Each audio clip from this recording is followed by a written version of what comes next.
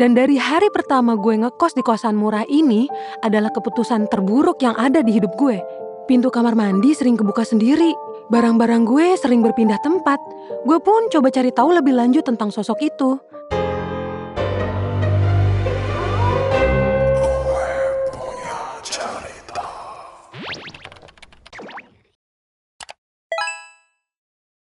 Peringatan, animasi ini dibuat dengan tujuan sharing pengalaman pribadi sang pengirim cerita. Dimohon untuk menghargai cerita tanpa menyudutkan beberapa pihak. Selamat menonton. Lo suka main game? Sama. Coba cek video gue di deskripsi. Gue ceritain perjalanan gue dari hobi gaming sampai bisa bantu keluarga. Siapa bilang main game gak ada hasilnya? Yuk, nonton sekarang. Coba lo bayangin, gimana rasanya jadi anak rantau yang hidupnya cuma bermodal nekat, doa, dan kudu nyari serba murah, termasuk tempat tinggal alias kosan. Kenalin, gue Ravandra, biasa dipanggil Rafa. Kali ini gue punya cerita horor di tanah rantau. Gue ini adalah seorang mahasiswi rantau yang ngekos di rumah sederhana di Pekanbaru. Gue cuman cewek biasa yang pengen fokus kuliah, hidup tenang dan hemat. Makanya waktu nemu kos murah deket kampus tuh, kayak nemu harta karun cuy. Ternyata yang tinggal bukan cuman gue. Dan dari hari pertama gue ngekos di kosan murah ini adalah keputusan terburuk yang ada di hidup gue. Awalnya semua terasa biasa aja, tapi setelah beberapa minggu gue tinggal di sini, gue mulai ngerasain hal-hal aneh. Setiap malam sekitar pukul 3 pagi, gue selalu kebangun karena kedenger bisikan gitu.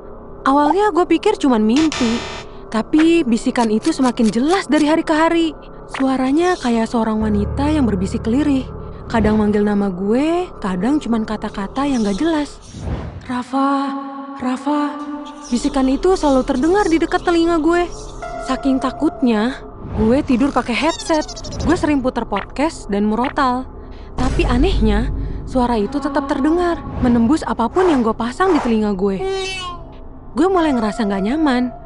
Gue nyoba cari tahu sejarah kos ini dari pemiliknya, yaitu seorang ibu parubaya yang ramah. Terus, ibu kos bercerita kalau dulu sebelum jadi kosan, rumah ini adalah rumah tinggal biasa yang dihuni sama wanita muda yang sakit-sakitan dan meninggal karena sakitnya itu. Dan itu di kamar yang sekarang gue tempatin. Dengar cerita itu, bulu kuduk gue merinding sebadan-badan. Gue coba positive thinking tuh. Mungkin cuman kebetulan, pikir gue. Tapi kejadian aneh kok terus berlanjut ya. Sampai-sampai pintu kamar mandi sering kebuka sendiri. Barang-barang gue sering berpindah tempat. Dan yang paling gongnya, gue lihat bayangan hitam yang besar di sudut kamar. Suatu malam, bisikan itu semakin jelas dan menakutkan. Suaranya bukan lagi manggil nama gue cuy. Tapi gue gak dengar suara wanita itu menangis histeris, kayak minta pertolongan gitu. Suaranya kayak orang lagi tersiksa, sesak dan putus asa. Di antara tangisannya, gue dengar suara lirih. Tolong, jangan tinggalkan aku di sini. Badan gue langsung dingin. Di situ gue beranikan diri buat bertanya sama suara itu. Siapa kamu? Apa yang kamu mau? Tiba-tiba lampu kamar mati. Gue terdiam dalam kegelapan. Jantung gue berdebar kencang kayak habis maraton. Gue gak bisa lihat apapun di depan gue. Terus gue merasakan ada sesuatu yang menyentuh kaki gue. Dingin dan kayak tangan manusia. Gue menjerit ketakutan dan langsung nyalain flashlight dari HP. Pas cahayanya kena dinding, tepat di depan gue, ada seorang wanita berdiri di sudut kamar. Wajahnya pucat membiru dan rambut panjangnya yang terurai, kotor semua, kayak habis ditarik dari tanah basah. Matanya kosong dan penuh kesedihan. Dia gak ngomong, dia cuma nunjuk ke arah dinding kamar. Pelan-pelan gue menoleh ke arah tunjukannya. Gue ngeliat tulisan samar di dinding, kayak ditulis dengan kuku atau darah.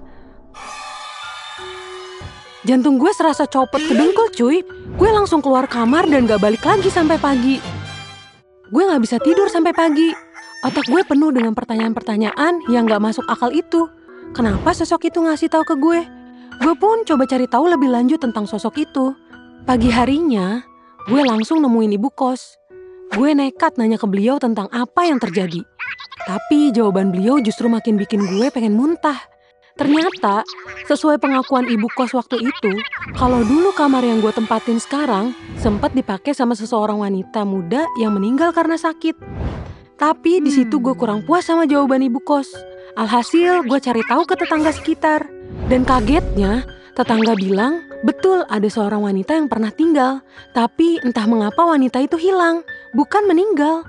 Dia terakhir terlihat sama pacarnya yang kemudian gak lama dari situ dia menghilang. Dan pacarnya bilang ke warga kalau pacarnya ini sakit-sakitan dan meninggal di kampung. Tapi warga gak sebodoh itu. Dan warga gak telan informasi itu mentah-mentah. Warga mulai cari tahu, pasti ada yang aneh di balik ini semua. Pas ada warga minta foto detik-detik terakhir wanita itu atau makam ceweknya, cowoknya itu kebingungan dan gak bisa kasih informasi apa-apa. Sebelum wanita itu menghilang, warga sebelah rumah ini dengar perdebatan sengit dari rumah ini. Disusul tetangga lain, lihat cowok ini keluar, terus balik lagi ke rumah ini bawa semen malam-malam. Warga pun coba cari tahu ke warga yang indigo, kalau ternyata wanita itu adalah korban dan jasadnya disembunyikan sama pacarnya di sekitar rumah ini. Setelah informasi dari warga, rasa penasaran gue terbayarkan. Gue minta bantuan ke teman-teman gue terkait kasus ini. Dengan bantuan teman-teman gue pun akhirnya melaporkan kejadian ini ke polisi. Awalnya mereka skeptis. Sampai gue tunjukin tulisan di dinding dan rekaman suara yang sempat kerekam sama gue. Akhirnya polisi melakukan penyelidikan. Polisi pun bawa anjing pelacak untuk mencari korban yang ditimbun di antara bangunan ini. Setelah digali, di bawah pondasi rumah lama itu, polisi nemu kerangka manusia. Tangan kerangka itu posisinya menutupi wajah, seolah mau berusaha keluar dari tanah. Yang bikin gue gak habis pikir sampai sekarang, kerangka itu teridentifikasi sebagai wanita yang dulu meninggal karena sakit. Padahal dia bukan meninggal, melainkan wanita itu memang hidup-hidup sama pacarnya sendiri. Setelah kerangkanya ditemukan, akhirnya dipindahkan dan dimakamkan dengan layak.